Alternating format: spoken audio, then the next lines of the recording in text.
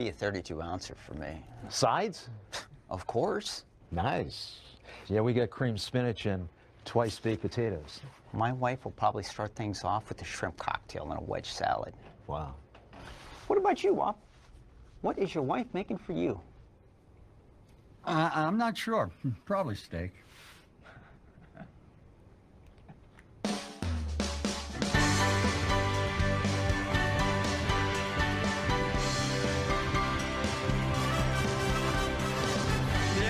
Something cooking in the kitchen when I get home. Something gourmet or a steakhouse fillet or a cut still on the bone. Not the usual junk she makes, like lasagna or rice and beans. I've told her so many times to raise the bar on what we eat.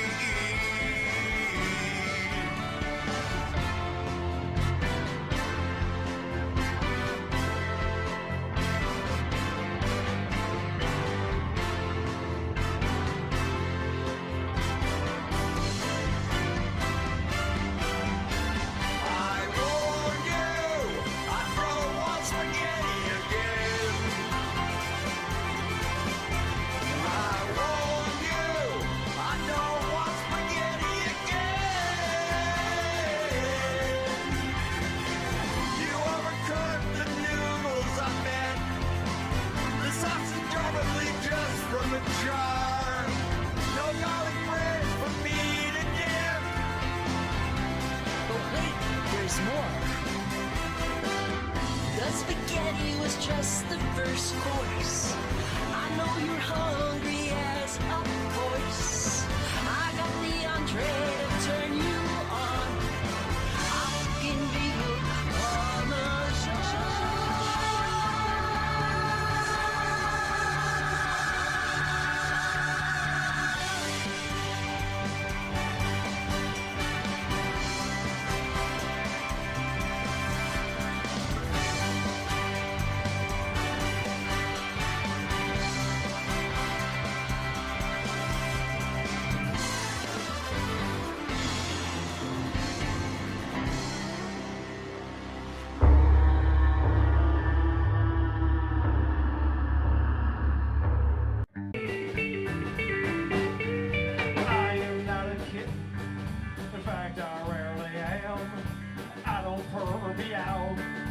Wet food from a can. I don't shower with my tongue or brush your legs with my glands.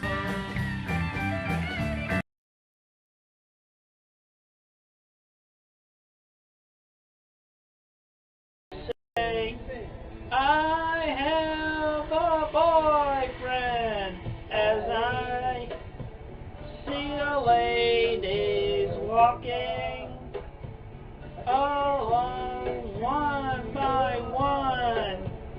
I never wanna hear I have a boyfriend. Tell me why I'm stuck in a sad lonely cage. Tell me why I so need a cute girl my age. Tell me why I ain't ever wanna hear you say I have a boyfriend.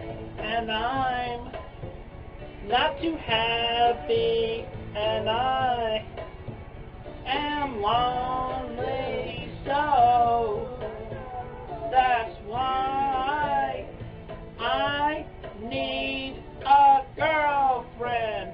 Tell me why I'm stuck in a sad, lonely cage. I so need a cute girl my age. I really mean it when I say I need a girlfriend. Why do all of the jerks take all the pretty women? You may not notice, but you should know that I am a lonesome heart, and I have no fire, but a desire to not Here!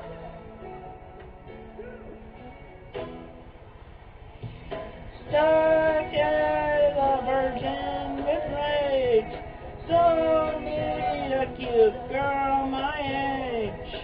I never wanna hear you say I have a boyfriend. Tell me why I'm stuck in a sad lonely cage. I so need a cute girl my age. I never wanna hear you say I have a boyfriend. Tell me why I'm stuck in a sad lonely cage. I so need a cute girl my age. Tell me why I never wanna hear you say I have a boyfriend, 'cause I need a girlfriend. And that song, All I Want for Christmas is a Pretty Girlfriend.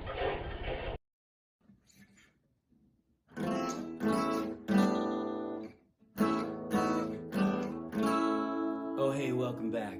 Thanks for joining us again. This next song I was inspired to write when I met a panhandler in the Panhandle, which I think is it's very ironic, but I've gotten a lot of requests for it lately, so I'm happy to play for you tonight. Thank you.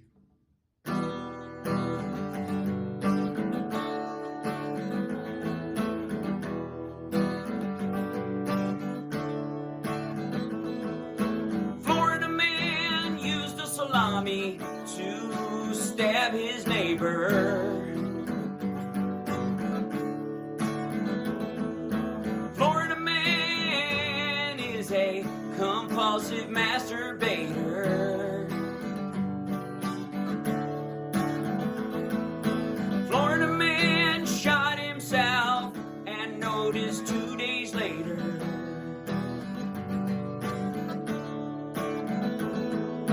Florida man tried to mouthfuck an alligator. Florida man, oh, Florida man. Florida man used his asshole as a place Oh man, to everybody, hide Carl's his here money. already. Are we talking to people? We are talking to people. Hey, what's happening, people? Florida man got Hey, his is our ass guest here? kicked Can our guest hear by us? the Easter Bunny. I can hear you. Hey, there he is. This is going to be a fun day, guys. Florida man This guy's already done an entire show today. never should Yeah, it's got to be like Two. 2 shows. He's in the Patreon episode also. Yes, sir. Jesus Christ. We got 2 hours and 40 minutes under my belt already. I was lucky to get up in time to read the Scum stream stories after all the celebrating I was doing yesterday. Why? What happened yesterday? Another shutout. The Dolphins aren't the only team getting shut out by the Bills this year, Vinny. You're welcome. Love the Bills. Who doesn't? You know Who doesn't what? Love the This Bills? show's canceled. What a team. Show's over. What a great team they are. The show's canceled. Just so fun to watch. You're all trying to hurt my feelings on purpose, and that's bullying, and I don't stand for it around here. All right. I guess we're going to do a creep off today. Yep. Let's see. I think I got 2 voicemails I got to load up here. Oh, yeah, take your time. No. I'm sorry. I'm putting you guys out. You're not. You're fine, though. You're way earlier than you usually are. Stop it. It's not true. I'm running a little behind today. That is a fallacy. That is an untrue fallacy. I'm ready, buddy. I think no one trusts Karl. No one likes him anymore. He's a snake. He's a scumbag. Attention parents, what you're about to see is not suitable for kids. Shoot, it's not even suitable for some grown-ups.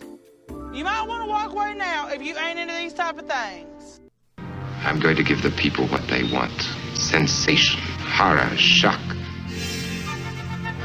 I'm gonna deliver the goods because I'm alive and I'm not backing down. Cuckoo, cuckoo. Showtime. Woo! You're from upstate New York. Let's pipe down a little bit.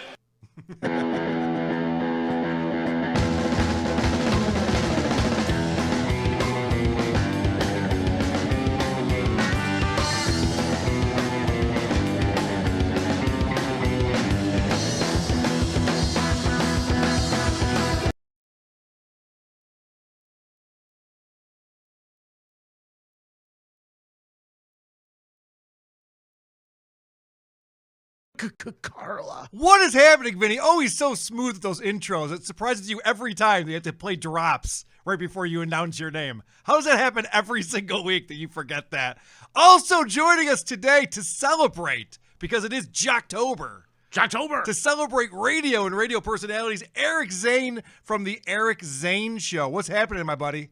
I am ready to go, gentlemen. Thank you for having me. I'm very, very lucky. Was that moonshine you just poured into that glass? What was that? It's water, Vinnie Paulino, which you should drink more of, because I know you're turning the corner and getting more health conscious, right?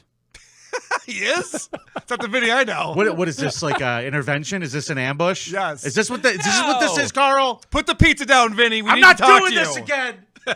Your eating has affected me in the number of ways that I'll be reading about starting now. I don't want to do that. Eric Zane, thanks so much for joining us on the show today. Before we get into, we hope you suck today. Hey, We Eric, both really you're gonna blow it. Eric's gonna blow it. Eric's gonna. Now, listen, before we get started, let's tell everybody what our category is. We said because it is the start of Jocktober, we are going to discover the creepiest radio personality. And Eric, you used to work in that world, so I'm sure you might have a little more knowledge than. Yeah. Unfair advantage. He's worked with them all. Yeah. I've been banned from radio stations. Well, that's good, but I don't think you did it because you're a creep, right? I mean, I'm giving you benefit of the doubt. I may have bullied an overweight woman. Wow. I do that on a weekly basis. It's fine. No, I mean, when you guys said creepiest radio personality, first I went to a guy who you've featured in the past on the show named John Ballio, who it just happens to be that he's from the community that I live in. And then how's he doing? Do you keep up? He actually, yeah, I did when I was starting to think that I was going to be talking about it, but I'm not, because you guys had addressed it once before. But he actually is cooperated with. He's turned into kind of like one of those a rat who's kind of like been providing insight. It isn't going to affect his sentence, but I guess that's what he's doing now, trying to turn his life around. He was the Christian radio kitty diddler. Correct, and it was an ugly scene. So I thought that I could talk about that. But since you guys have done that, I said, okay, but no problem. I have stories that are also horrible that I am involved. I am involved in 2 stories. I mean, I honestly don't feel like I have a chance to win because you guys are experts at this, but I do have 2 Yeah, that's right. You have personal no stories. chance to win. Wait a second. You didn't bring Eric Zane, did you? Because that's the person I picked for this week. It wouldn't surprise me, and you'd be justified in doing that, Carl. But no. Okay. I do have 2 stories. Well, I guess Vinny has to get started since he won. We give it to the guest. The guest has the privilege of getting to be the first batter up. Why do you say that? Because We've we never did. done That's that the way we before, always have did it. I feel like that's kind of rude to do to a guest. We should, get things started. All right. Are you trying to put me on the spot? Yes, you have to go first. You won. That's how we always do it. All right, fine. Let's start the creep off. I don't wanna. Well, I would like to introduce my creep today. He comes from a little place called England. Sounds jolly. And this is the theme to his fantastic radio show. The great Jimmy Savile is my creep. That doesn't sound British. Jimmy Savile. Did that sound like a British person singing? That was a British person singing. That was the opening to his show, which started on radio, ended up on television. Now, okay, great. He started off as a DJ. He was born in 1926, and he died in 2011. He was an English media personality. He was a radio host. He also hosted television. His biggest claim to fame was he was the first host of the BBC's Top of the Pops. All right. Which was a show that you had to have heard of, Carl. Of course, yeah. In fact, Carl, I'm going to show you a picture of him just to show you how famous Jimmy Savile was in the 60s. Here's a picture of him and a couple of his pals. Oh, I know those guys. Yeah, those lovable scabs. Those guys wrote a couple good songs. Yeah, those guys are well known. The Beatles, I believe. That was your pals, the Beatles, your favorite band of all time. Them and Ween, yeah. Yeah. So after he died, reports started surfacing that he had sexually abused hundreds of individuals. See, this is the problem with this happened to Norm Macdonald too. The guy dies now, so it's like, oh, he fondled me. Oh, I got diddled. Like, listen, you had your chance. You got to talk about that when the guy can defend himself. Otherwise, I don't want to hear about it. Okay, well, the police did a little bit of investigating, and we're going to talk about his career. Why? What are they going to do? Like, that's such a waste of their time. The guy's dead. You're only saying that because you're scared I'm going to beat you. Of course that's why I'm saying that, but I'm also right. Now, the victims in this were alleged male and female victims ranging from prepubescent to adult. Okay. So he ran the gamut, our pal Jimmy Savile. And I'm going to show you a picture of him. I'd like you to just get an idea of what this motherfucker looked like. Okay, so that he is a ghoul. Creep is a word I might use for that. Yeah, that is like the fucking who was the host of that show on HBO? That's the Crypt Keeper right there. Keeper. Yeah. Yeah. Kind of that with the Playboy guy combined. A little Hugh Hefner, and you know Hugh what? Hefner. In a lot of ways, he kind of reminds me of like a British Howard Stern. Okay. He's like kind of has the same glasses, but just blonde hair. Okay. He's just an ugly man who works at radio. Is he also boring and shitty? Yeah, actually, very much so. So he's just like Howard Stern. Okay. Very much so. So 1955, the earliest incident of abuse recorded by the police. It took place in Manchester, where at the time he managed a dance hall. It was very similar to a lot of complaints that would happen over the next few years. This guy sounds like Dick Clark. Is he the British Dick Clark? Yes. He managed a dance hall. This is like He hosted, Ryan Seacrest. This is Dick pop Clark. show, yeah. Yeah. But he looks like a blonde Howard Stern. Did Dick Clark diddle kids? Should I put that I out think there so. right now? I don't think you should. Well, I mean, the cops aren't going to investigate him now. He's dead, Carl. Exactly. It's over. It's over, Johnny. So he was accused when a 10-year-old boy asked him for an autograph outside a hotel. He took the boy inside and, quote, seriously sexually assaulted him. Jesus. Yeah, 10-year-old boy. Autographs are expensive these days, but back then people were, it was a little cheaper than that. You know how much I had to pay to meet FTR at AEW Fan Fest? No, so 2 reach arounds. So on January 1964, he presented the first ever Top of the Pops. He had been working in radio at the time. He was a very, very famous man, and he came up with a spin-off show that made him uber famous. And it also allowed him to spend a lot of time hanging out with kids, man. What he did was he started a show called Jim Will Fix It. And that's the thing that I just played for you. And basically what that it was, well, let me give you a good example. Kids would write in and they would say, hey, Jim, this is what happened. This is what I've always wanted to do. And then Jimmy would help them live their dreams. Jim will fix it. Here's a great example of the kind of great advice and the way he would help mentor kids. Dear Jim, ever since I can remember, I've always wanted to be a singer, but shyness has always got in the way. Please could you fix it for me to sing? Yours sincerely, Debbie Coleman. Here's somebody to help her who also has a problem with being shy. Gary Glitter. Some choice audio. Yeah, he's like, here, let me help you learn to sing. Here's Gary Glitter. Here's an 11-year-old girl, Gary. Have fun. Oh, boy. Now, you want to be even more creeped out? Here's some footage from the set of a show he did in 1973 with Gary Glitter. The show was called Clunk Click. And just watch the video here. Carl, if you would like to do the play-by-play. I always enjoy it when you do. Okay. Gary Glitter is now a convicted child sex offender, but he denies these new There they are on the allegations. set, and there's a lot of children. In the studio, children on the some set. of the young guests came from the secure They're walking hospital towards the Broadmoor. children. Yep, and Jimmy's telling them to move over. Okay, so making some room. You get two.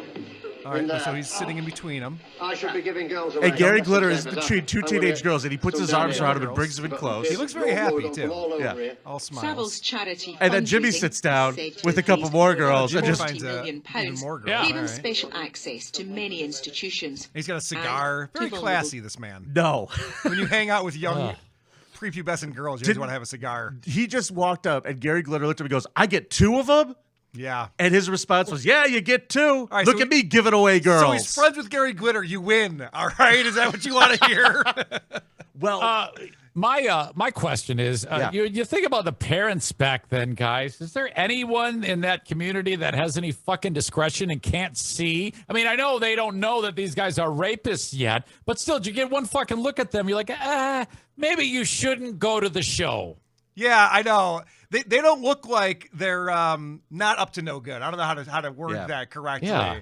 I'm looking at those people. I'm like, they started the show for nefarious reasons. Very creepy. There are accusations that came out from the BBC that a lot of things were happening with children on the sets of his shows. Yeah. Yeah. Like smiles and candy. Yeah. Fun. Well, Stinky fingers. Oh, okay. Actually, another example is in 1972. He's recorded as groping by the police as groping a 12-year-old boy and his two female friends who were attending a recording of Top of the Pops. At some point in the decade, a female victim is believed to have told the Metropolitan Police she was assaulted in Savile's car in the parking lot at the BBC. The police file could not be located, and the investigating officer is now dead. Records show abuse not only started at the BBC, but at a Leeds General Infirmary, where Savile was a long-term volunteer porter, and at Stoke Manville Hospital, where he volunteered and raised over £40 million for the hospital. Okay. So he was known as a philanthropist. People loved him for doing all the work that People he are did for complicated, hospitals. Vinny. Yeah. It's not all good or all bad. Well, let's talk about his working with the hospital, shall we? Let's talk about how he was a great guy and gave back to the community. I like that, Vinny. Let's do more Jimmy of that. Savile, a covert predatory paedophile, not just inside the BBC, but the NHS. National Health System. Chiefly at Stoke Mandeville in Buckinghamshire, where he was allowed unrestricted access for decades as the hospital's high-profile fundraiser. We cannot have the punters kipping on the floor, so we need a few quid for beds and such like. He generated more than a few quid, enough to build a new spinal unit, which he got his royal friends to open. Princess but all along, Diana Savile and Prince was abusing Charles. the system and some of the patients, staff, visitors and volunteers within it. That's him while cutting the the ribbon. authorities did nothing. Now, did you hear that list of the people that he was accused of assaulting? Yeah. Victims, nurses, staff, volunteers, and visitors. Is there anyone else in a goddamn hospital? Yeah, he got them all. I mean, He's collecting them everyone. all. This guy, and for decades, they're like, well, he's our fucking meal ticket. He's raising all the money for everything. Have at it, Jimmy. This is before Pokemon. He needed something to collect. Let me tell you what this fucking ghoul was doing. Listen to this. This is a list of just some of the offenses. An 18-year-old says Savile climbed through a window to molest her as she recovered from a skin graft.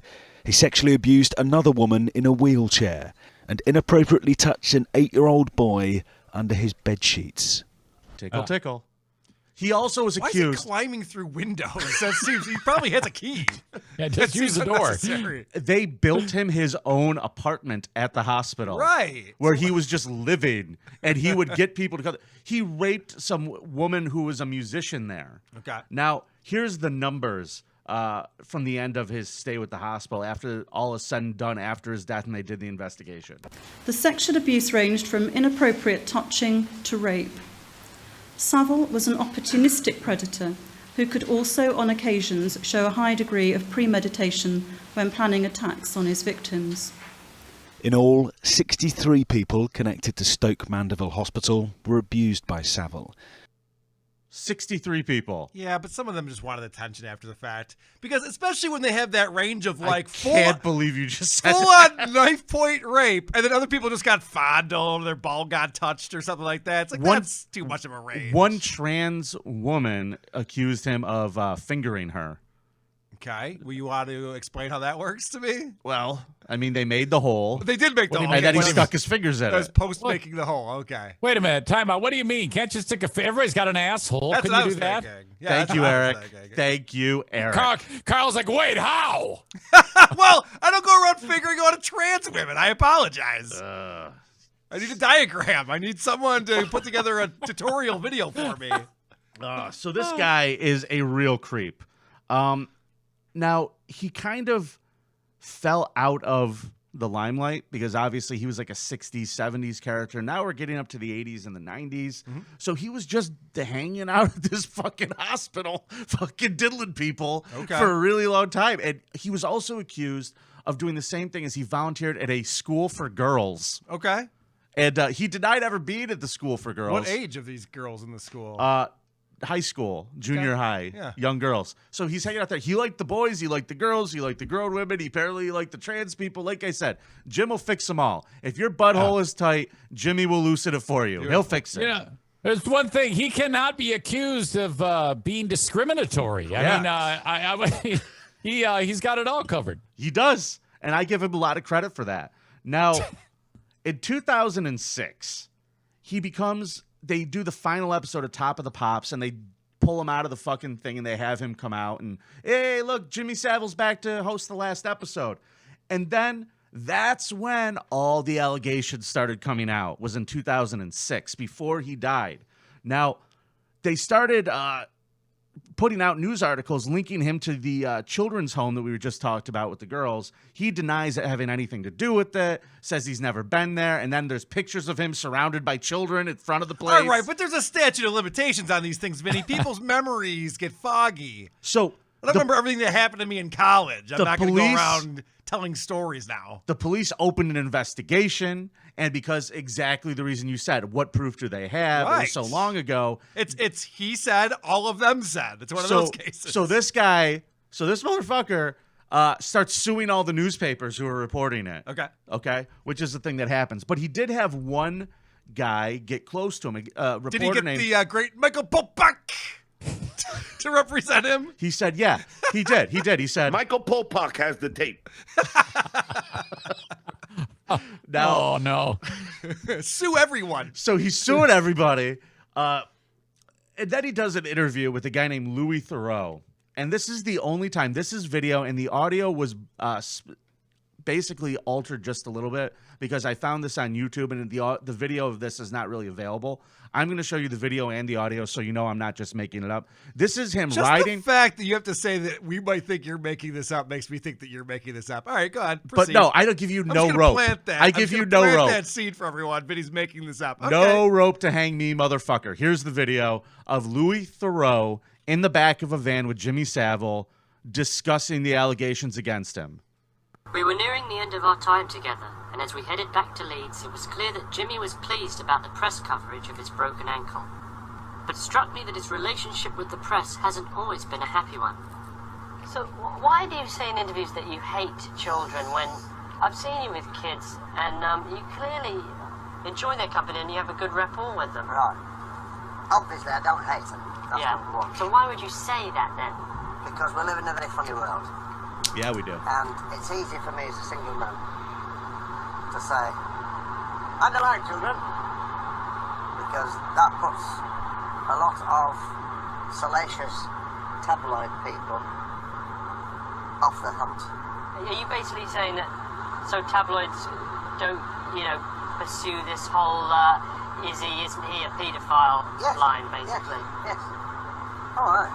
How do they know whether I am or not? How does anybody know whether I am? Nobody knows whether I am or not. I know I'm not. So I can tell you from experience that the easy way of doing it, when they say, oh, yeah, all them children, Jim will fix it. I say, yeah, I hate them. Yeah. To me, that sounds more sort of suspicious. Right. It seems so impossible. That's my policy. That's the way it goes. Really? That's what I do. And it's worked a dream. Has it worked? A dream. Ho, ho, ho. That was his response. Oh, ho, ho.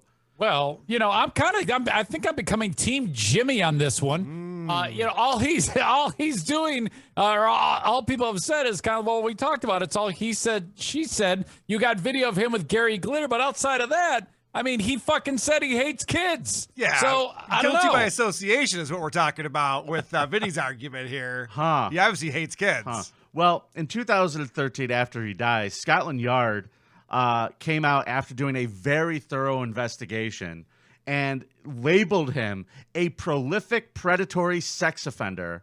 And at that time, the investigation revealed 214 criminal offenses that he could have been prosecuted for had he not died. How convenient across that it comes 28 out after police he can't forces defend himself. between 1955 and 2009, Hearsay. giving victims 73% of the victims were children. 73% were kids. And the abuse happened at the BBC, inside of hospitals, hotels, wherever this fucking super rich fucking famous guy went. If Dick Clark was doing this, we wouldn't have known about it until now. Listen. In America, we wouldn't have known about it. I want to just defend this guy for a second because Jesus I heard he's climbing through windows to Listen. molest bird victims. What are you doing? I heard the great governor of New York, Andrew Cuomo, explain this, that he's very touchy-feely. It's part of his culture. and he doesn't mean any harm That by is it. one big pile of shit. If a finger slips into a new hole that's just been created for someone after a sex change operation, that kind of thing happens when you're just a loving person. Well, the BBC tried to cover all this up, and they got caught red-handed, by the way. Oh, okay. The BBC, right after he died. Now, by the way, when he died, Carl, be fucking loved. He was laid in state, Carl. Yeah, he's a celebrity. Here's a picture. We worship celebrities. Of That's how it his works. golden coffin. And in that little tray between those two books, you can't see it from that angle, is the last cigar he smoked. And then a bunch of people who are jealous that people love him have to go out and make up things about him touching them and climbing through windows in order to besmirch his good name.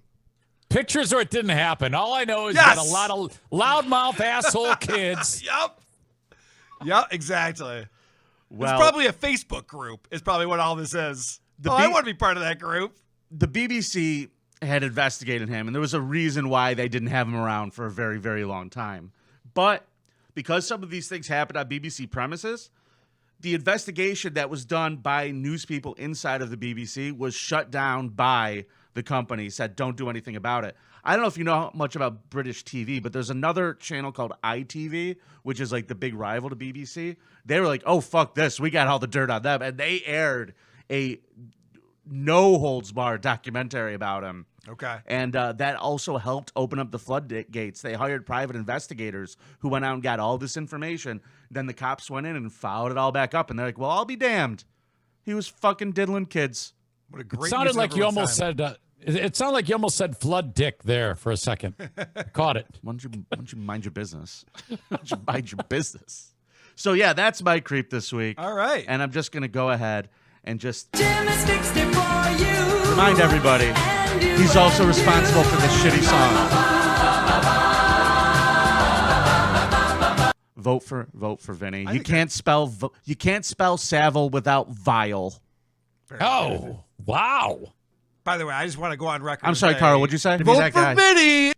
I want to go on record and say that song's pretty catchy. And I dig it. Oh, it's going in the pre-song playlist. Okay, good. It's going in. All right. Well, great presentation there, Vinnie, as always. You do Aye. such a magical job with the way you tell stories. I love it if a bus hit you today. I want everyone to now wake up, and we're going to do another one. I'll let our guest decide who goes Motherfucker. next. Carl, go ahead. All right. I will go next then. So, creepiest radio personality. And I chose someone who asks people. Are you a boner guy? I knew it. And says things like. And then let the boners begin. Oh, yeah. Jimmy Savile said that too. No, I didn't pick Opie. Of course, there was a man who worked for the Howard Stern show for 15 years who had a speech impediment. That's right. I chose speech impediment man. No. My creep is a guy who worked down in New Orleans as a sportscaster named Vince Marinello. Hello again, everybody. I'm Vince Marinello, and welcome to 6 Sports Extra. Here's a guy that had lived a charmed life. He was the guy that was able to go into places and everybody wanted to shake his hand. He fed off of the public recognizing him and knowing who he was. He had a personality as big as the city and an ego, too, because he liked to tell everybody he was Vince Marinello. Yeah, I think Eric Zane might know about this too. These I'm radio Vince guys, Marinello. These radio guys love being the celebrity around town. Can I imagine what this guy looked like? Well, he looked like a normal guy. Oh, okay, I was just imagining like a little meatball of a man. No, not so much. Okay. Well, in this town, being a celebrity is like being a king. And in the 1990s, there was no New Orleans celebrity who enjoyed being famous and the perks that came with it more than sports reporter Vince Marinello. Well, football, simply put, is a matter of execution. Vince Marinello was very high profile. If you grew up here in New Orleans, you saw Vince reporting on almost all the major sporting events in the city. Archie Manning's a piece of shit. Yeah, so the local celebrity aspect of this gets some people into a bind because they get a big ego. I mean, you've probably been around this a lot, Eric Zane. Yeah, oh, absolutely. I would say that pretty much everybody in radio has that type of trait. But I gotta stop down here. Did you miss the directions when it said radio personality? Oh, thank you. Thank you very much, because this clip talks about how he shifted to radio. After good. Vince Thank God. left TV, he got into WWL radio in the mornings with the real Robert Mitchell. And he was there every morning, and then for years, and then Katrina hit. All right, so he was doing radio when Katrina hit, and then he transitioned from more than just a sports reporter. He was the leading media personality covering aspects of the recovery from the devastation following the hurricane. On August 31st, 2006, Marinello's estranged wife, Mary Elizabeth, was shot twice in the face in the parking lot of an office tower in Metairie, Louisiana. Jefferson Parish Sheriff's authorities initially announced their belief that the murder was a result of a botched robbery. Marinello voluntarily met with the sheriff's investigators and denied any connection to the murder of his estranged wife, saying he was in Jackson. Me? He was in Jackson, Mississippi. He had an alibi. We're going to Jackson. On September 7th, he voluntarily turned himself into the sheriff's department. He was subsequently arrested and charged with second-degree murder in the killing of his wife, who filed for a contentious divorce after she discovered he was not legally divorced when they wed and, despite being a local celebrity, was totally broke. Oh, so he's a polygamist? His crime here is getting pussy? So the problem is... Karl, is that his problem? He was trying to be a big shot, and he wanted everyone to know what a big shot he was. But guess what the problem is with that? Is when you work in radio in the 2000s, you don't get a paycheck that goes along with that to be able to live that type of life. Who does he think he is, Brother Weeze? Exactly. He's looking for free meals everywhere he goes. Who does he think he is, Brother Weeze? This is the actual 911 call. 911 now. Ma'am, this lady's laying here. She's bleeding from her head. It looks like she's been shot on the side of her head. So basically, he was convicted of the murder of his wife. And he denied that to the day he died. This is him speaking with a television station there, explaining that they botched the court case. His attorneys messed up. They were supposed to find me innocent. You're right. Yes. They didn't have like an image expert talking about the images that they were looking at. If I had that image expert to testify for me on my behalf that wasn't me in the parking lot, if I had the ballistics test made that Paul Fleming messed up, and if I had the test run from the scene to Fluker showing it's impossible to get there from 14... They didn't bring in a ballistics expert. Everything this guy said is very plausible to me. Karl, you have done a great job telling us exactly how this guy did not do this. Yeah, he's not a creep at all. In fact, he's got an ironclad alibi. What's his name again? His name is Vince Marinello. Okay, good. I'm going to write a letter to the DA right now. I'm starting it while you're talking. Okay. All right, listen to his alibi. Liz Marinello was killed about 4:10 p.m. on a busy holiday weekend. 66 minutes later, prosecutors say a cell phone tower detected Vince Marinello's phone at Fluker, Louisiana, 80 miles away from the scene of the crime. Marinello claims that proves he is innocent. I tell people that it is impossible to be at the scene of the crime at 4:10 and be in Fluker, Louisiana at 5:16. That's what I tell them. According to Marinello, he left his Lakeview home at 3:30 and drove the speed limit to Fluker. That would have placed him there about 5:16. Right, so he's saying it's 80 miles away, an hour and 6 minutes later, where he was pinged. So there's no way that he could have been at the crime scene. And then he takes the reason why he gave this interview is because he wanted to prove his innocence. And he makes these people drive that route, the speed limit, to see if they can get there in the amount of time that he says he got there. As a condition of doing this interview, he asked we drive from Metairie Road to Fluker, leaving at 4:10 and driving the speed limit. All right, the clock says 4:10, so we're going to head out. Our route took us down Metairie Road in heavy traffic to Airline Highway, then to I-10 via the airport, and on to Interstate 55. The entire route, we drove the speed limit. Can it be done in 66 minutes? All right, we're approaching the Fluker exit here in Tangipahoa Parish. It's 5:55, and it took us an hour and 45 minutes to get from 401 Metairie Road to the Fluker exit here in Tangipahoa Parish. I think they could have done that without actually driving it. Yeah, why did they do that? I mean, simple math. Simple math could have told you that. This is a formula. Yeah, I get it. Well, it was the condition. It was a condition of getting him to talk to them. Right. So that he thinks that proves his innocence. Right. But the question is, how do we know you drove the speed limit? Because he's going, I drove the speed limit, and so that proves I couldn't have been at the crime scene. So now he offers proof that he drove the speed limit. Driving the speed limit, it is impossible to get the fluker in 66 minutes. But who besides Marinello can say he drove the speed limit? Absolutely, absolutely. First of all, as I told you, in the state of Louisiana, I had 2 outstanding traffic warrants out for me because of failure to pay speeding tickets. I hadn't quite taken care of them yet.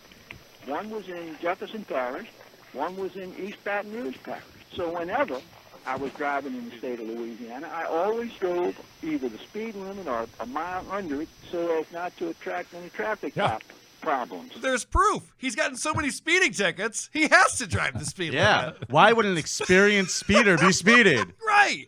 So I think that kind of makes it seem like, yeah, I mean, I got to believe this guy. He loves speeding, but he would never do that in these counties, especially after murdering his wife. There's no way he would want to do that.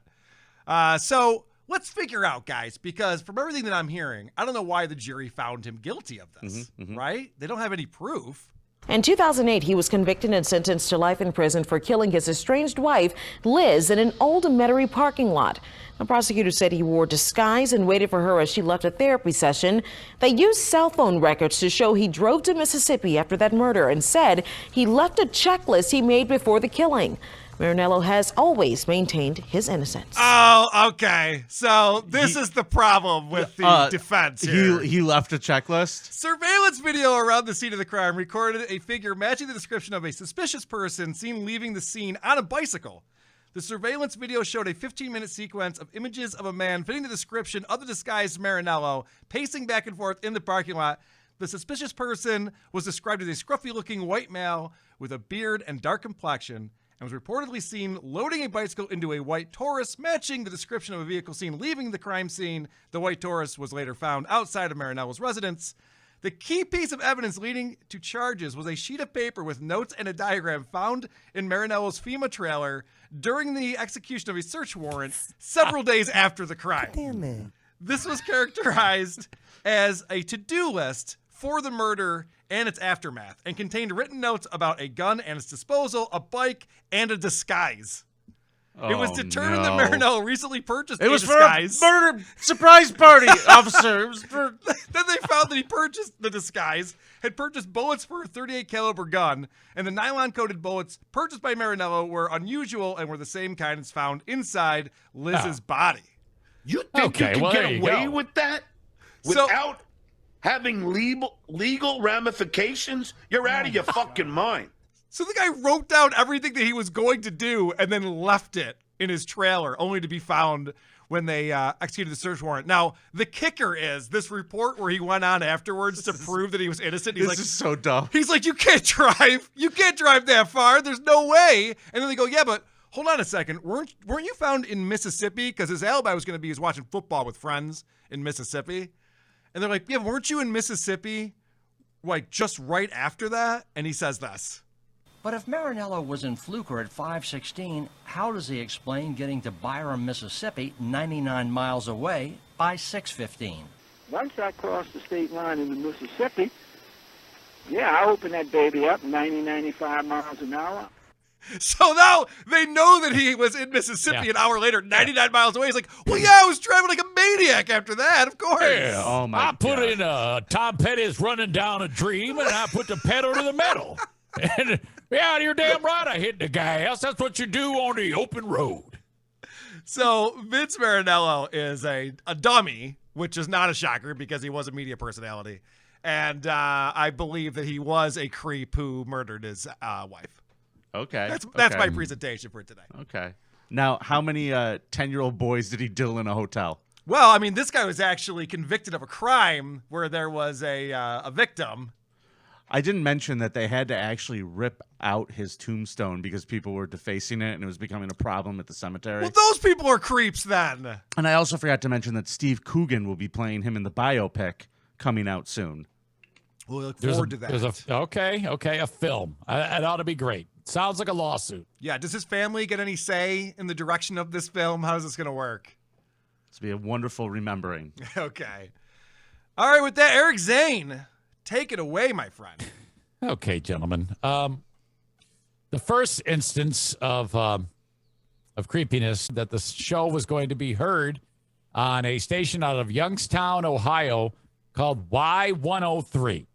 And we looked it up. We see a little bit of background. We see, oh wow, this looks like it's a pretty good thing. It's where anytime we can get a new radio station, we're always stoked about that. Okay. So then a little bit of news comes out and says, hey, and you're going to be replacing a guy who is in some big trouble. And what had happened was, this is the story of longtime Y103 morning guy, Scott Kennedy. Okay. Oh. Has it? There you are, Eric. Sorry. What happened? I don't know, but I fixed you. All right, good. I don't know. Did you miss any of that? No, we heard it. No, we got it. Okay, good. Yep. All right. So we don't know what the hell's going on, but what had happened was one particular day prior to us being told we were going to be put on Y103, Scott walked into his boss's office, a guy by the name of Rick Parrish, and Rick says, "Hey, Scott, how are you?" And he goes, "Yeah, I'm going to need some time off." And this is a true story because this is exactly how it was told to me. Everything that you're hearing is a first-hand account. Okay. And Scott sits down. This would be a second-hand account. This is Second-hand how it was account. told Yes, to me. correct. A first-hand account. Thank you. I'm not the creep.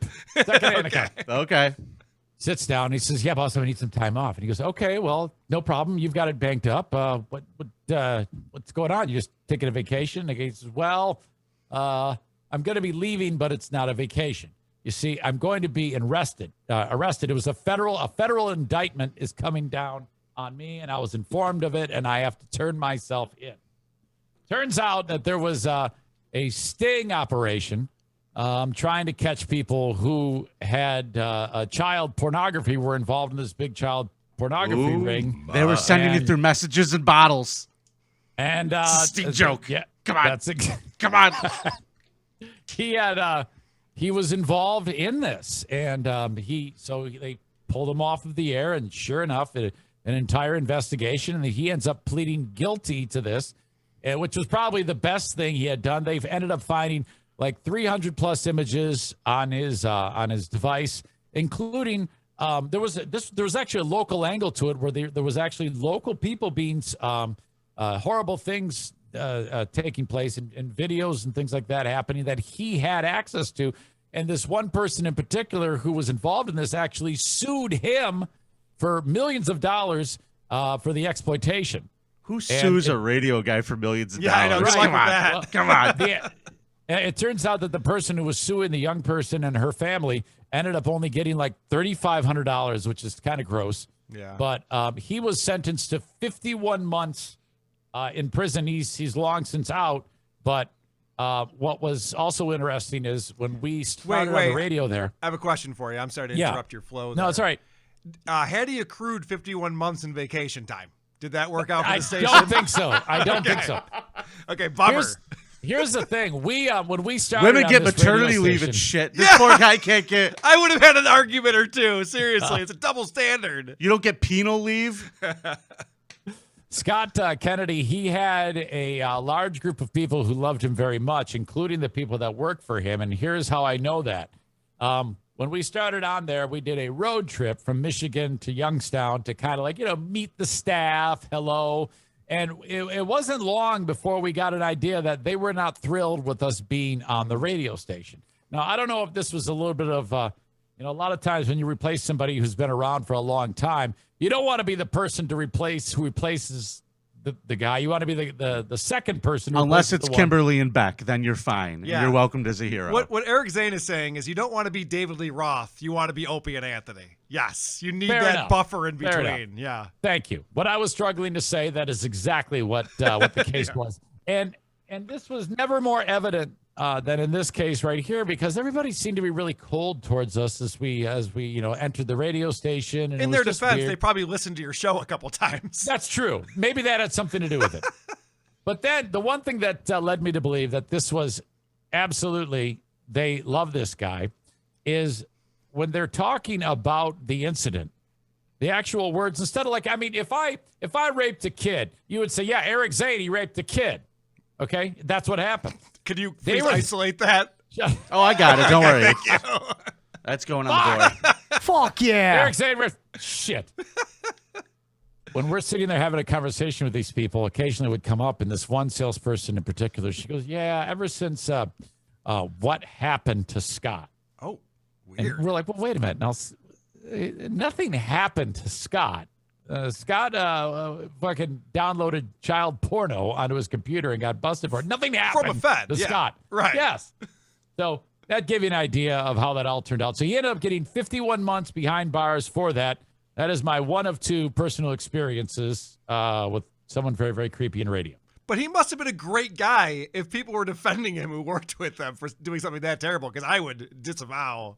Double life. You Yeah. would think they'd be like, oh, thank God we got rid of that guy. But he obviously, you hear about a lot of radio people who do crazy shit, and then they wind up back on the radio. There was the guy in New York, the Carton, the fucking degenerate gambler involved in all sorts of shit. As soon as he gets out of jail, he's back on the radio. So this happens from time to time. Sure. As long as you can get people to listen to you, they don't give a shit. I don't Right. think he had that, but that might have been an example. I have a different theory about radio in general, is that they just don't give a shit about anything. It's possible. Because I've heard the product. See, I have a very different approach to coworkers. I assume that Vinny is up to no good. And so as soon as this information comes out, I'm going to be like, see, that's why I was always such a dick to him. Because I knew he was a problem. The show was called The Creep Off. It was Right. advertised. Yes. I was trying to get the story out there for everyone to focus the microscope on him. Hey, funny guy. I just mailed the FBI one of your Zune players. Oh! So I'll never let you borrow one of those again. All right. Okay, now the other story that I have, guys, I kind of I have to couch it to some degree, and Karl is somewhat aware of this, but I need to explain that this is so much more intricate in terms of the personal experience. That is what happened here in this entry into the Creep Off. Okay. I had just gotten back onto the radio after leaving the Freeburn and Hot Wing show. I got fired, and I was like, okay, I can't wait to get back on the radio. It was only 2 months I was off, and I handpicked a sidekick. And let's just call him Lyle, okay, for the sake of the show. This is Lyle I'm telling you about right now. Yeah, he may or may not be a podcast host currently. Correct. Yeah. Well, you never know. I mean, You who never doesn't know. podcast? Sure. Everybody podcasts these days. Sure. Karl, is this guy a podcaster that I know who he is? Well, I've reviewed him on Who Are These Podcasts, but that's all I could say. Lyle. Okay, so now I sit down and I got this plan. We're gonna take the radio world by storm, and this guy is super. He's not afraid to jump into the conversation. You know, he'll just blurt anything out at a moment's notice, just like Vinny. Interrupt the hell out of you and shit like that. Wait, you thought you were going to take the radio world by storm by getting a guy like Vinny as your co-host? That was a joke. God damn it! Roll with it. I know that was my joke, Pat. You know, you're not going to make any friends around here taking shots All at right. me. I'm the Sorry, likable Vinny. one on the show. That's true. That says something. Yes, that's true. Sir. I finish up my 6th show with Lyle. Okay. And then I get a message. I was still okay. We're kind of like finishing up the show, and Lyle steps out, and there's not much time left in it. And I look at my phone. I've got a note from someone on Messenger, and I open it up, and it's some whistleblower. It turns out this is a whistleblower. First, I thought it was a crazy tattletale. person. Yeah, This tattletale is like, Lyle is a problem. Lyle is he is a convicted sex offender, blah, blah, blah, blah, blah, blah, and produces like an image from kind of like a sketchy website, but it was definitely him. And It was a lists picture of him and Jimmy Savile together. Oh, stop it with this, Jimmy Saddle. And it shows the offenses, and I'm very concerned about this. And I'm like, huh. So I go in, the guy's in the other room. I go, hey, dude, can you help me here? What is this? And I show it to the guy. Yeah. Face Holy turns shit. white. And he's shocked. And he basically comes clean, and he says, well, when I was under the age of 18, I was accused of, and I pled guilty to, a horrible thing with my next door neighbor, but I didn't do it. I didn't do anything. I had a bad lawyer. And he's giving me all these blah, blah, blah, blah, blah. I had him blah, drive blah, blah. to New Orleans, and they fucking couldn't figure it out. And I'm sitting there like, what the fuck just happened? I'm 6 shows into a brand new show, and I'm thinking, oh my God, this is all terrible. And then he gives me a few more details, and I'm like, well, how come no one knows about this? And he makes a case that because he was a minor, they didn't expunge it, but they wiped it so that he doesn't show up on a search, but he still has to inform the officials of when he moves and shit like that. He's basically still a sex offender, but you can't like hunt him down. And there's actually a term for it. It's called adjudicated. It's actually, there's a term for it. It's called fact checking.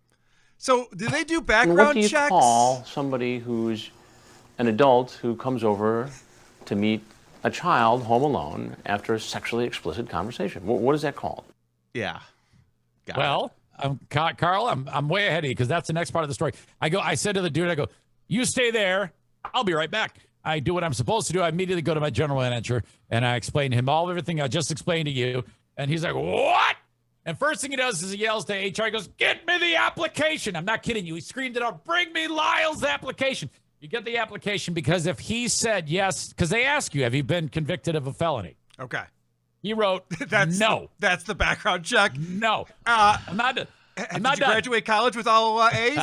Yes, of course I did. To me, it's like it's the same equivalent of why the fuck would they even bother asking you to swear out a Bible? People are just going to lie. Well, he did lie, and that was a good thing, but it wouldn't have shown up on a background check, and that was the safety valve that judge put in place for him. It's like having the best of both worlds. Yeah. Putting your dick in a child and not having anyone know about it. Anally raping children. The best of both worlds. All right. So, all right. so You've that's heard this show before. Okay. So he immediately, this was a quick process. He never saw the inside of the radio station ever again. He was asked to resign. He resigned immediately. Now, did he disclose this to Steve? I don't know who Steve is. I don't know who that is. Okay. But no. I don't know if he disclosed that to Steve. I have no idea if he did, and maybe that's interesting. That's a great question. I've often wondered that. Has he? I am guessing he's denied everything. That's what I guess. It's interesting that a judge would say, if someone is a danger to society, that a judge would be like, we're just going to cover it up because he was a kid. Yeah, Well, I don't know. I don't yeah. know. This is all what he has said, that he says he's maintained his. And I said, well, then why did you plead guilty if you didn't? Wait.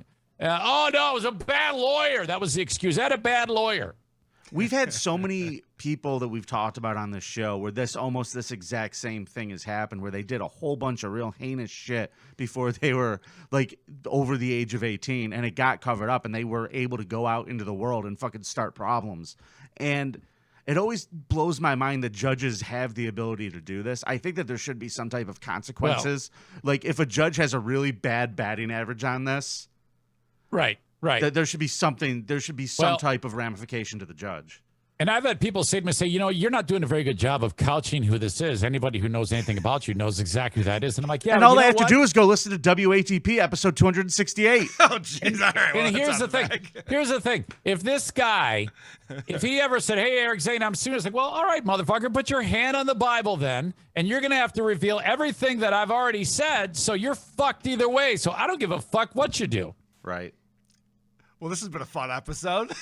I like that Eric Zane brought 2 creeps just to out his ex-coworker. Now, listen, Eric, I'm going to do something for you I've never done for another guest. And, Carl, I think you're really going to enjoy this idea. What we're going to do is we're going to have the ability to vote for either one of Zane's creeps. Oh, you're going to split it. Yes, perfect. Yes, you can vote for either one of Eric's creeps if you choose to.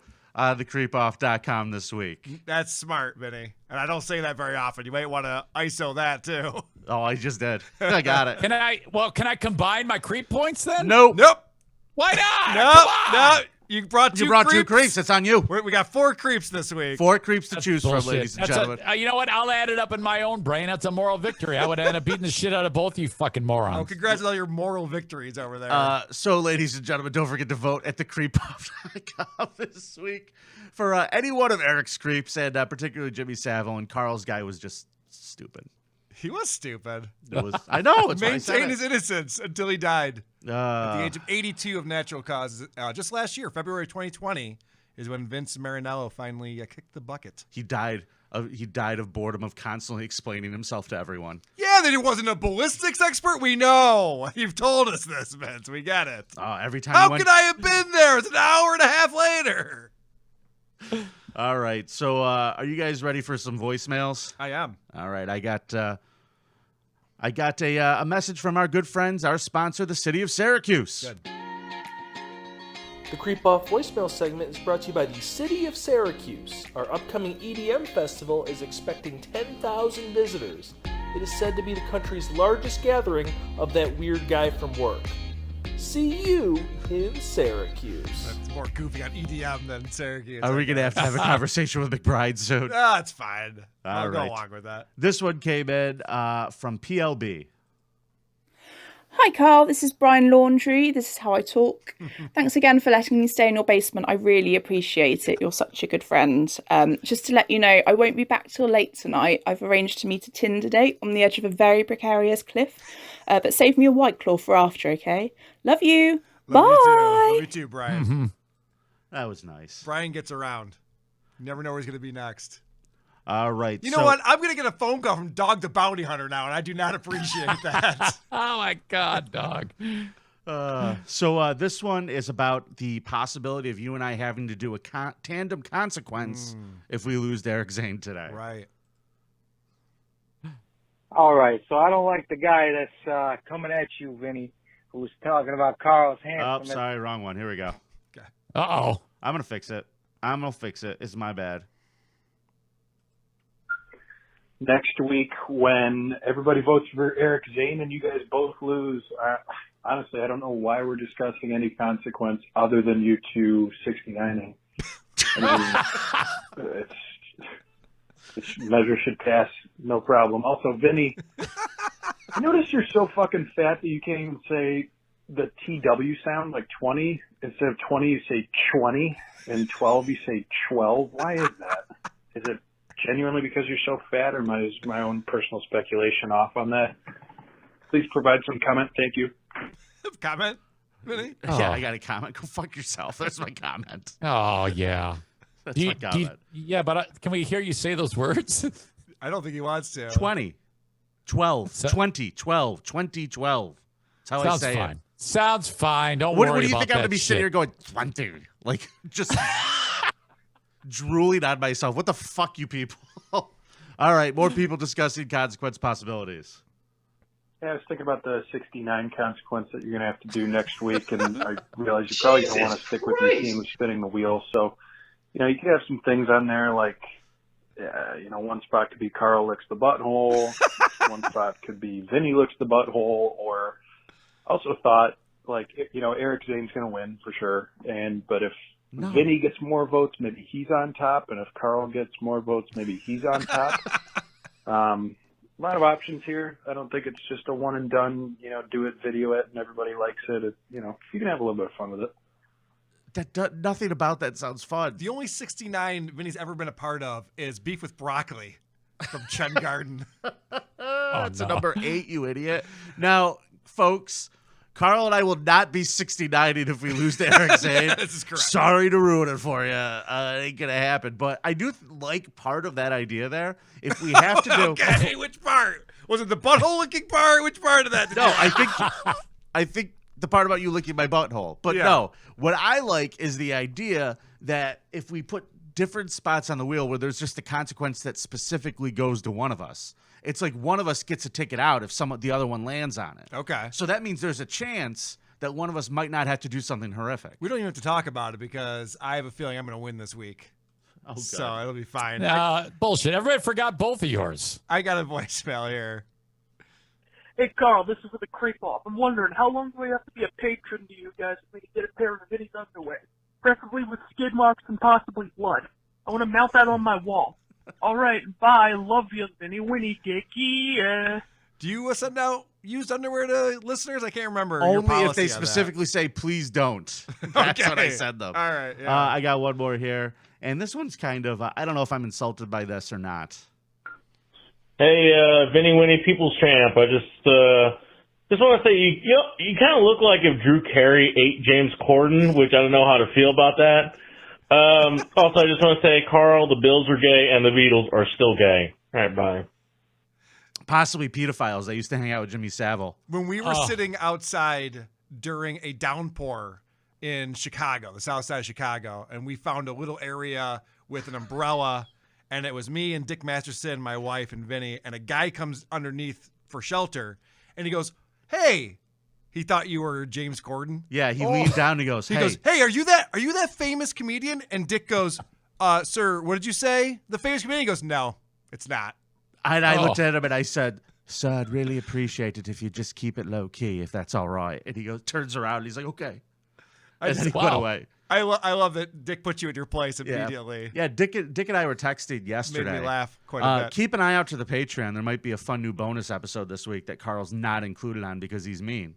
Then I should be included. That's the whole point of me. All right, I got one more voicemail here. Hey, Carl, it's your old pal, Dr. Steve. I'm leaving this on the WATP hotline, but this is for the creep-off. Dude, you may not want to play this. I know your last name. If you and I had been in kindergarten together, knowing your last name, you would have been Carl Hamburger the first day. So there's no way that this was invented once you got on radio. I have to believe you've been called this your whole life. Anyway, have a great day, and listen to Weird Medicine. Serious sex. Dr. Steve, I could explain this for Carl. Hold on, you're talking all over his plug. I know, I did it on purpose because he called in here just to call me a liar. But here's the deal, Dr. Steve. The reason why this happened is because of Carl's club feet. He was homeschooled until he was old enough to be able to walk for himself, and his sister didn't have to carry him everywhere to papoose. That's why. All right, fair enough. Yeah, I guess the point that he's trying to make is that no one should be trying to take credit for naming me Carl Hamburger. It's not that impressive. You could listen to Weird Medicine on Sirius XM or wherever podcasts are sold. Channel 103. Okay. All right. That was the last. Oh, I got one more voicemail. Oh, you do? Okay. All right.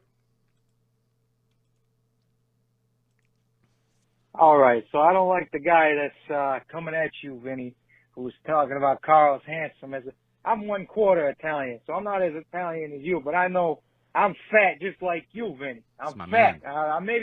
You may be like 3 of me, but still, I would like to come at you and say, I think the wheel of consequences should be Vinny gets a pizza. Yeah. Vinny gets some wings.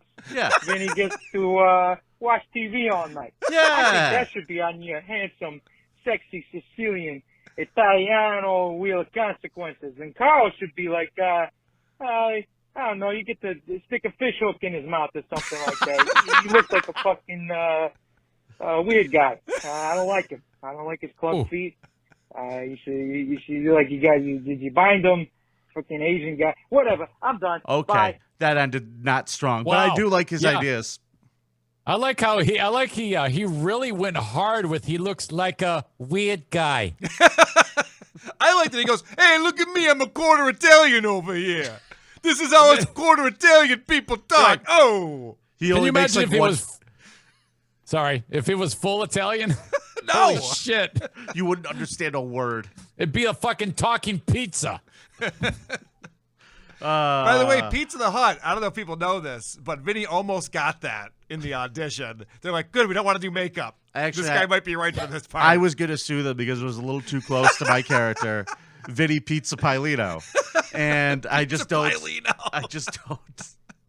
I think they were approaching my trademarks. All right, that's enough Spaceballs references, I guess, for one day. All right, kids, let's do a Scum parade. Carl, hit the music.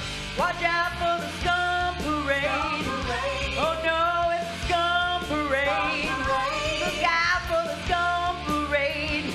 Making Vinny's day.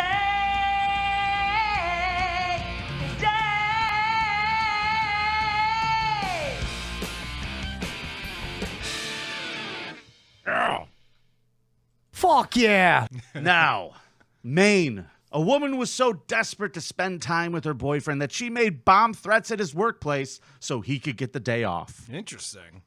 The relationship sounds explosive. Oh, fuck you. Oh, God damn it. Caleb Blake, 33, was arrested on a felony terrorizing charge after police tracked down the caller and learned she never had any bombs. They're like, you called it a bomb threat. You didn't even have any bombs.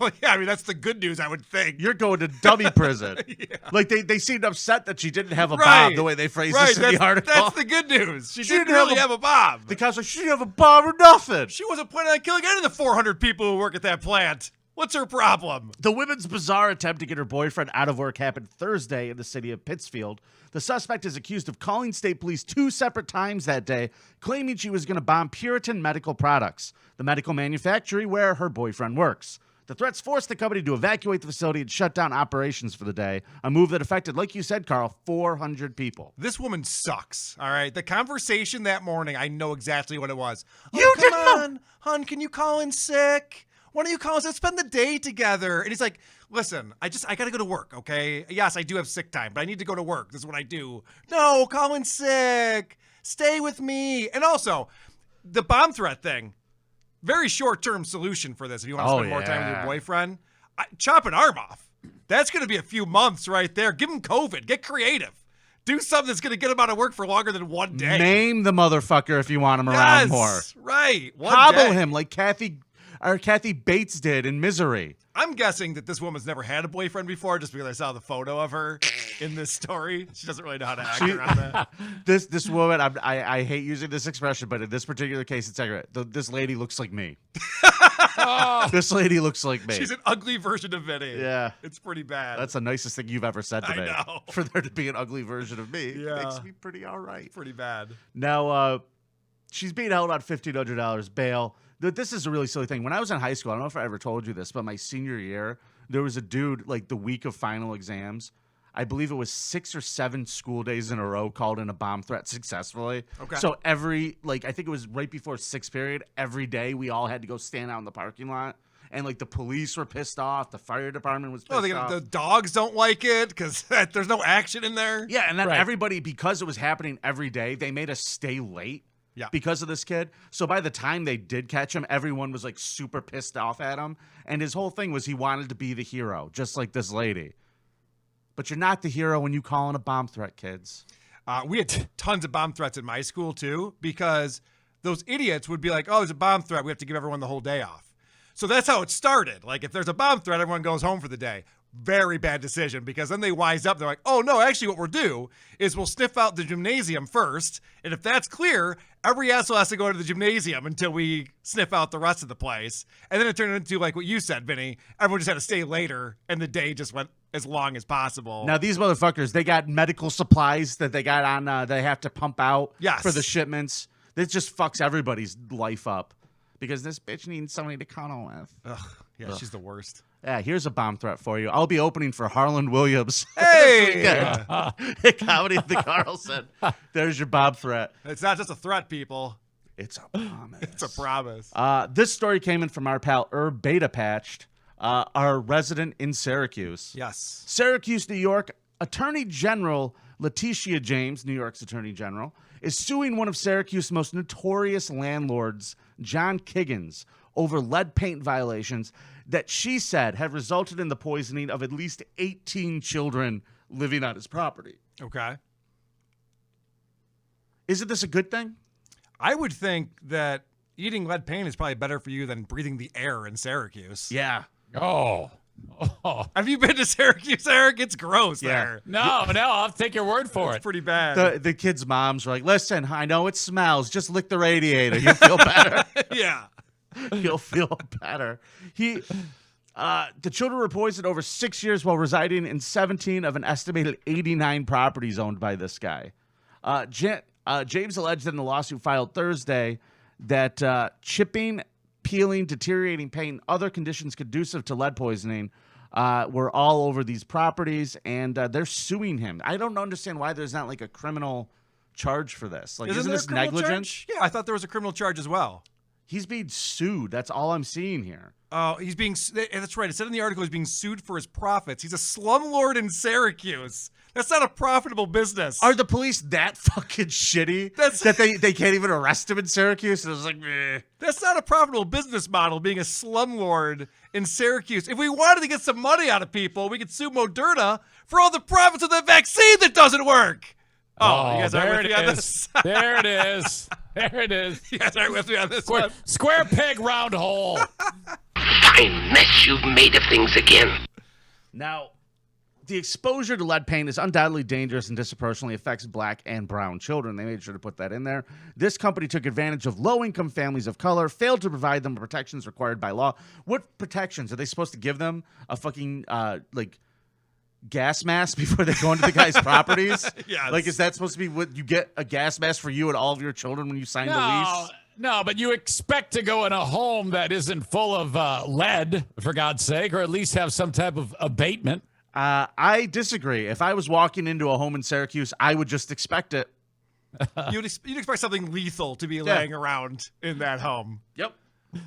So we'll find out what happens there. Now let's go to Pasco, Washington. Hold on a second. You skipped a really interesting part of the story. All right, tell me what I did. All right. So 722 Pond Street was one of the houses that this guy owns. Yes. And there was a 13-year-old girl who died in the fire because they were using candles in order to heat the place. There was no heat in the house. I'm sorry, everybody, for not blaming the victim the way Carl's about to. Listen, you can't use candles to heat a house. I've never been to a birthday party and gotten sweaty. Candles do not heat things.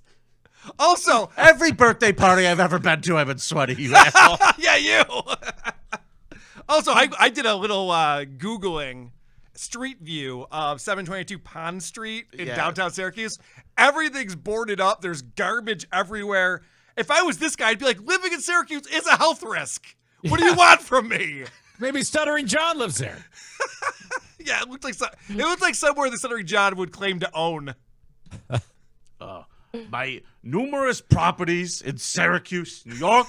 I'm a slumlord. Wasn't he the manager of the super at the dump that he lives in? He was, yeah, for some extra money. And then he was getting phone calls too often from people who wanted things fixed. He's like, it's after 4 o'clock. I'm already drunk. You're going to have to call me around noon tomorrow when I wake up.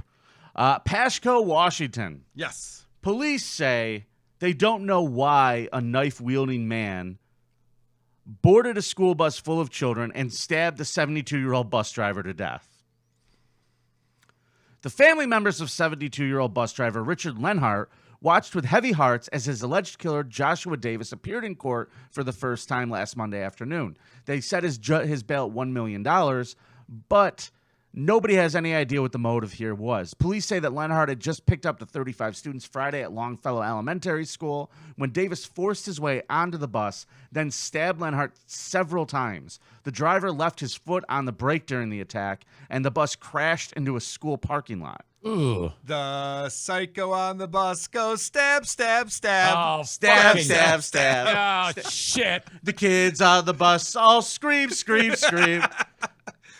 All the way into the fence. The driver of the bus just bleeds and bleeds, bleeds and bleeds, bleeds and bleeds. Fuck.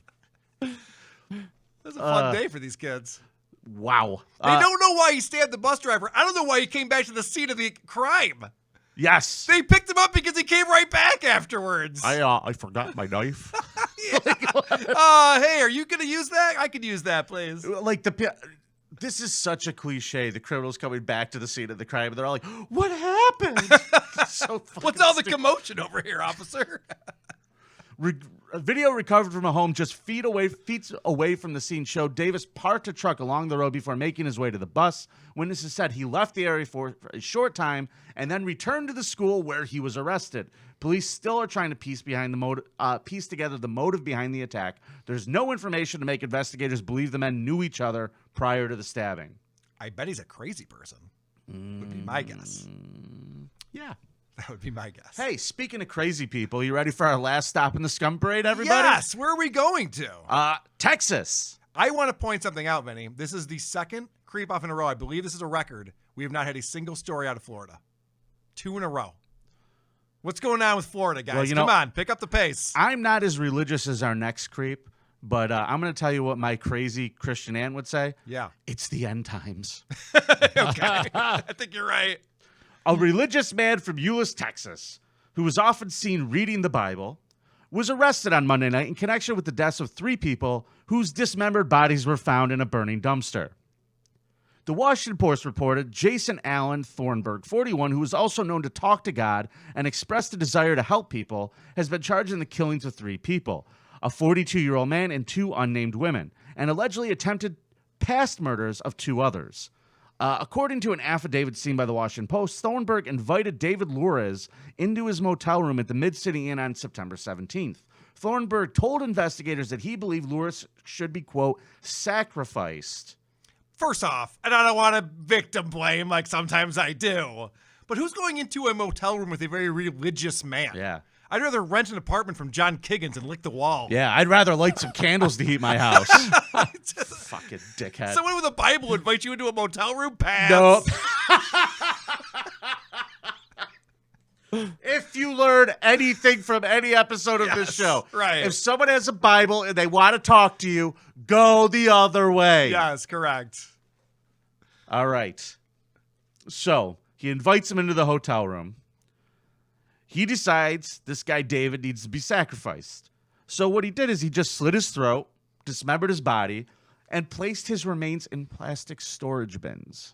Okay. Is he okay? That's the name of this episode. Thank you, Eric.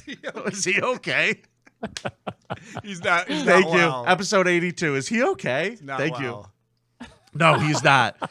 About 2 days later, court documents say Thornburg decided that a female acquaintance visiting the motel room also needed to be sacrificed.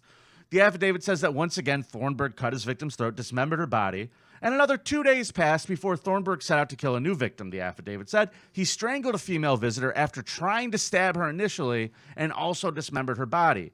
See, this is why I never got into religion. It's just too much work. It's stand up, sit down, kneel, If this is what church was, I might have paid attention.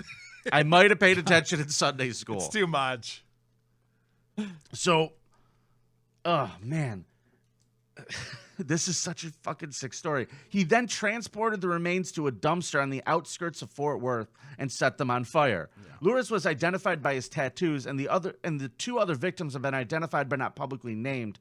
During a police interview, according to the affidavit, Thornburg allegedly confessed to the killings and referred to them as sacrifices. He also confessed to killing an ex-girlfriend in Arizona and sacrificing his last roommate in May. Ow. Wow. That is involved. I hope God's Holy happy. Shit. That's the point, right? Making God happy? Yeah, you know. I'm glad we're keeping God happy. I'd really like to fucking see what the world was like if he was pissed. Right. Right. God forbid he's in a bad mood. That would happen to Hey, man, Afghanistan. it almost feels like he's not paying attention. I don't know. So he is being held in jail. They are investigating the death of the 61-year-old roommate, and but they didn't have probable charges to arrest him on that. But he is definitely in prison, and that is our Scum Parade this week. All right. Wow. Eric Zane. You can listen to the Eric Zane podcast. Wherever you get podcasts. Wherever you get your podcast. Now, you do multiple shows every week and apparently every day, huh? Oh, my God. It's ridiculous, the amount of time. But, yes, every day, Monday through You Friday. look like you love it, though. Oh, He's so like, much fun. That's too much. Oh, God. Too much. No, yeah, every day, Eric Zane Show is the website. You can find it wherever you download podcasts. Yeah, the usual shit. And I did another pilot for Compound Media. It's going to be posted very soon. I was going to say, Eric Zane did a pilot for Compound Media, Anthony Cumia's network, and he did an hour-long video show that I checked out. Very fun, very entertaining. Well, congratulations, Eric. Eric Thank Zane, you. Eric Zane's a limo driver on the weekends. Yeah, I am a limo driver on the weekend. And the reason why he does that video is just to get material for his show. That's Just pretty so he can slick. tell stories. There's always something. There's always something. And this all has been going on for 1 year, and I owe it all to Karl. Karl was the key to me getting all these opportunities. So thank you. Well, I'm writing this down for when we do Creepiest Limo Driver. You say that, Eric Zane, but this is not true. You found us. You reached out. And you've earned everything that you've achieved, my friend. And I wish you nothing but more success, and I hope that it sticks with Compound. Yeah. Because Fair enough. There you go, really cool. ladies and gentlemen. That's the only 69 you're going to see. Those two right there. Oh, yeah, I tasted his asshole. That's gross. Well, on that note, ladies and gentlemen, it is nice to be important. Thank you, Vinny. It's You're welcome. more important to be nice. Gagia. Thanks, Eric. Thanks, guys. Don't say shit for attention. Jim has fixed it for you.